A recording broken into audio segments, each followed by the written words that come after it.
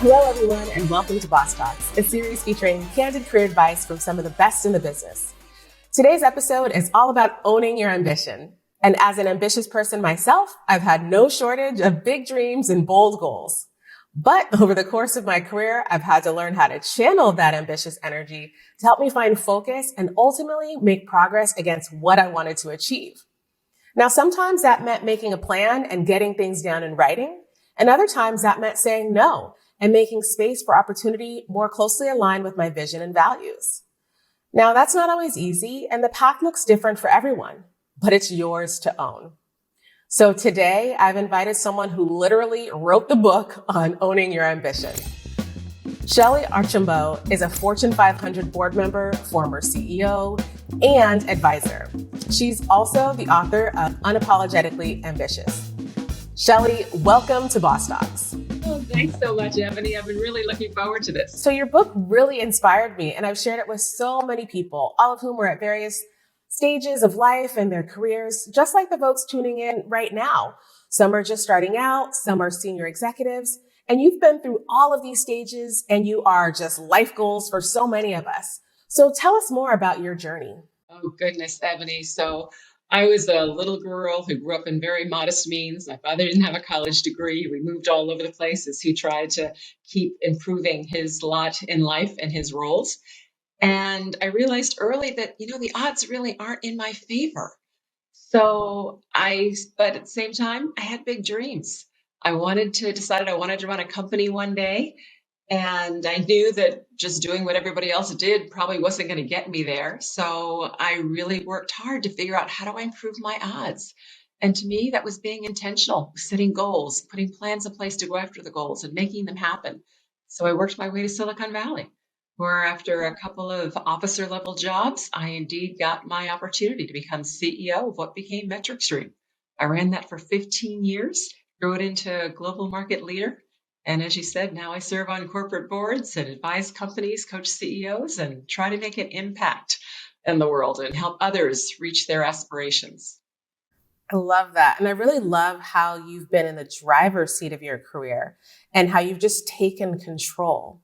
So what does it mean to create success really on your own terms? Ebony, a lot of times we can feel that success is what everybody else has. And bottom line is you have to decide what's important to you and what success is to you and use that as your metric and your judge. So when I say success on your own terms, whether you want to be a CEO, like I wanted to be a CEO, whether you wanted to actually be an expert in a particular arena or be an artist or be whatever it happens to be, you decide what it is that you want to do and to achieve and to impact. And then you can achieve what you want, but don't go after things because you think that's what others expect from you or that's what others want from you. Now, a big part of being able to own your ambition is being clear about your goals. And this can be a really daunting task. So what's a good first step we can take in setting goals for ourselves? Most people actually do have something that they are trying to aspire to, trying to create or trying to do. They're just afraid to say it. The first step is to say it. And if you can't say it verbally, write it down. Okay, write it down. Make it real. So as you think about, the future, you can set a goal and it doesn't matter if it's 20 years out, 5 years out, 6 months out. Just something in the future that you want to do, achieve, or create. Make that your goal and then write it down and tell people. You never know who's listening and who might actually have an opportunity that fits what it is that you need. So you want to make sure you communicate. That's absolutely true. So hope everybody's getting that one down. So put it out there. So Shellye, having a plan is great, but we all know that things can change at a moment's notice. So what's your advice on preparing for opportunity?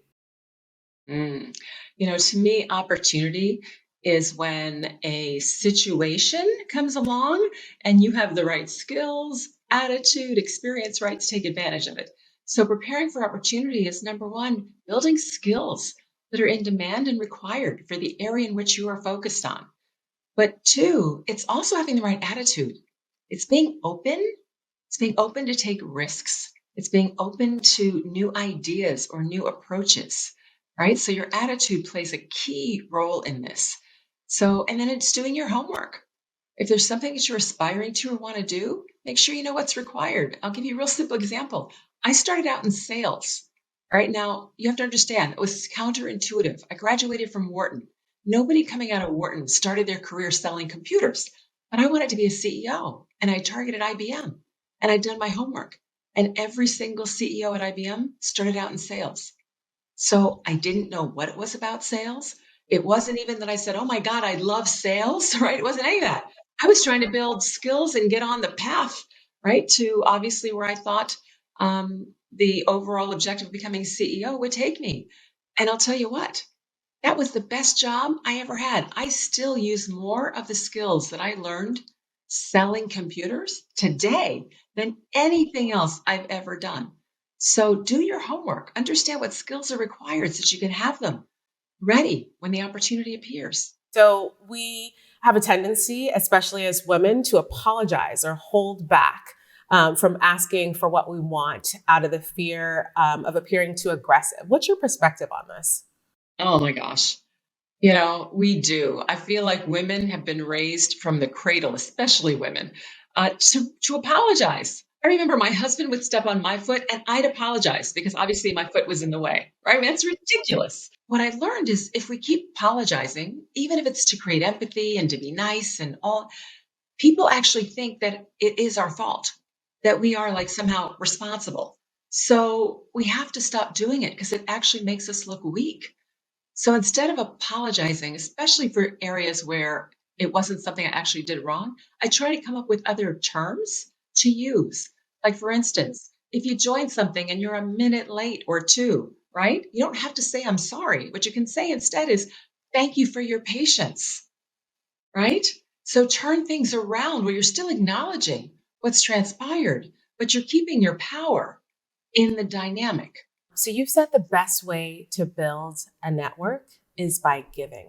And I love this. What does this mean? And what are your tips for building a strong network? Mm. So I find that when you give to people, right, it creates an environment where people actually get to know you in a very positive light because a network is a real relationship. It's not how many people I have in my phone, right? To me, a network represents the people who will actually do something for you when it's not convenient, right? That's a network.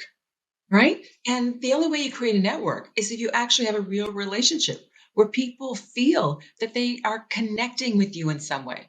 And then they get to know you as a person in the process. So I find rolling up your sleeves and helping others is just a great way to build a network. Mhm. Thank you for that. Now, here's an interesting question, and it's my personal question for you.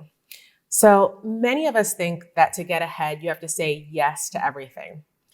But there's also something to be said in the art of no.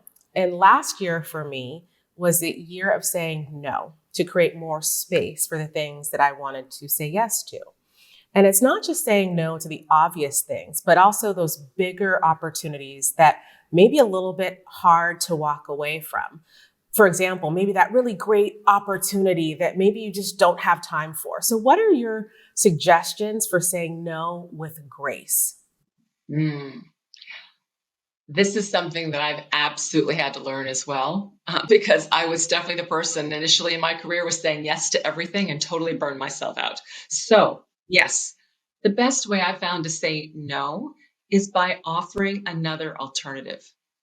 So if people are asking you to, making it up, speak at something, you don't have time to speak, you might offer two other people that you think that can do that, right? If they're asking you to advise them in their overall, I don't know, business project, etc., then think through, is there someone else who actually might have a better experience and background to help? So I try not to just say no. I try to say no and then point them in a direction so that in some way I've still added value, even though I couldn't personally deliver on the actual request. All right, Shellye. Now it's time for my favorite and final question. So, Shellye, what is your superpower?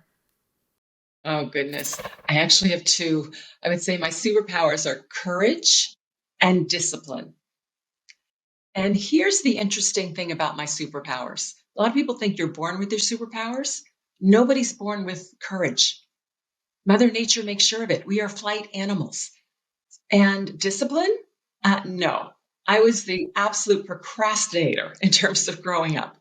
So the key is you can actually decide what you want your superpowers to be and then just work on them. It's just like working out and building muscles. Thank you so much for all the incredible insight that you shared today and for that boost of confidence. I think we're all leaving this conversation feeling incredibly motivated and inspired. I'm glad to hear it because I want everyone to own their careers and be able to achieve the aspirations they have for themselves. Thank you for joining us, Shellye. Thanks so much for having me, Ebony. I hope you all enjoyed today's conversation. And to watch more episodes of Boss Talks, check out the new Salesforce Plus. To continue boss building, head on over to trailblazer.salesforce.com to join millions of trailblazers who are learning relevant skills, connecting to fellow trailblazers, and giving back with the Trailblazer community. With that, thank you for tuning in to Boss Talks, and I will see you all next time.